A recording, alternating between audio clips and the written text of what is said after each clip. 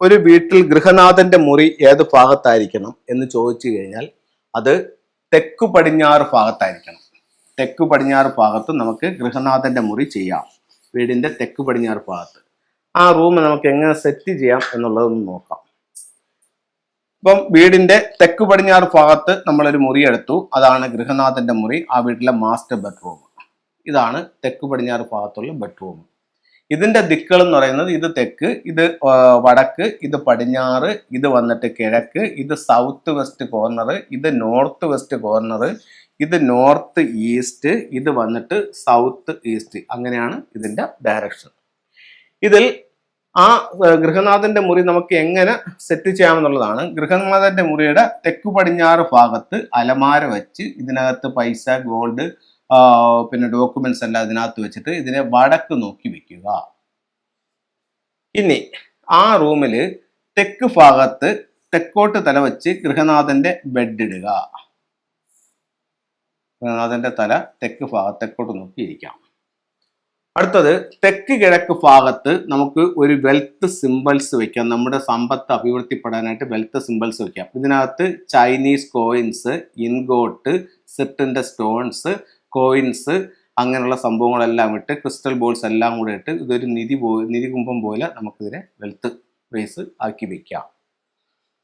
ഇനി അടുത്തതായിട്ട് നമുക്ക് ചെയ്യാൻ പറ്റുന്നതെന്ന് പറഞ്ഞു കഴിഞ്ഞാൽ ഇതിന്റെ ഡോറ് നമുക്ക് ഈ ഭാഗത്ത് കൊടുക്കുന്നതാണ് ഏറ്റവും നല്ലത്. ഈ ഭാഗത്ത് തന്നെയായിരിക്കും ഇതിന്റെ ഡോറ് വരുന്നത്. അവിടെ കൊടുക്കുന്നതാണ് ഏറ്റവും നല്ലത്. ഇതിന് ഒരു അറ്റാച്ച്ഡ് ടോയ്ലറ്റ് ഉണ്ടെങ്കിൽ നമുക്ക് ഈ ഭാഗത്ത് ചെയ്യാം. ഈ ഭാഗത്ത് അതിൽ അറ്റാച്ച്ഡ് ടോയ്ലറ്റ് ചെയ്യാം. അതിൻ്റെ ക്ലോസറ്റ് നമുക്ക് വടക്കോട്ട് നോക്കിയിരിക്കുന്ന രീതിയിൽ കൊടുക്കാം.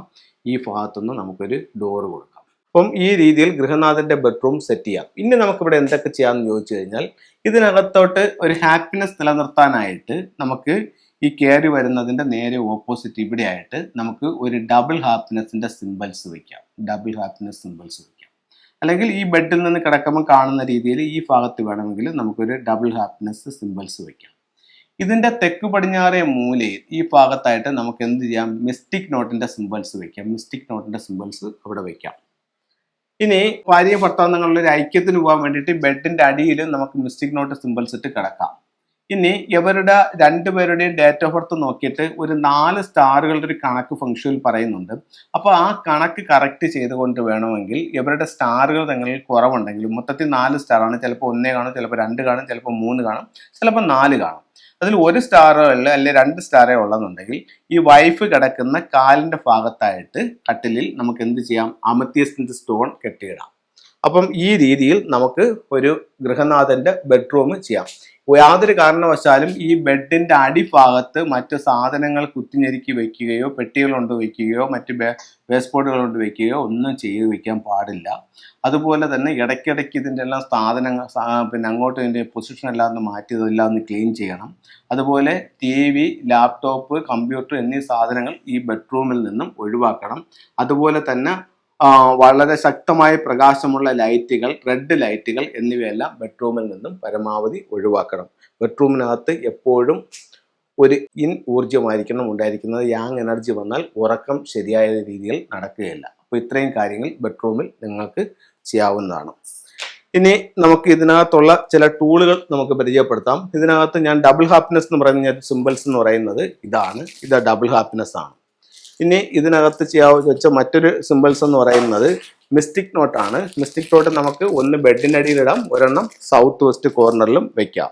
അടുത്തത് നമുക്ക് ചെയ്യാവുന്ന മറ്റൊരു ഇതെന്ന് പറയുന്നത് ക്യാഷ് ബോക്സിനകത്ത് വെക്കുന്നത് ഇൻഗോട്ട് വെക്കാം, പിന്നെ ചൈനീസ് കോയിൻ വെക്കാം. ഇത് ഗോൾഡ് കോയിനും ഇത് കോപ്പർ കോയിനുമാണ്. അതേപോലെ തന്നെ സിറ്റിന്റെ സ്റ്റോൺസും അവിടെ വെക്കാം. അപ്പം ഇവിടെ നമുക്ക് അത്രയും കാര്യങ്ങളായിട്ടുണ്ട്.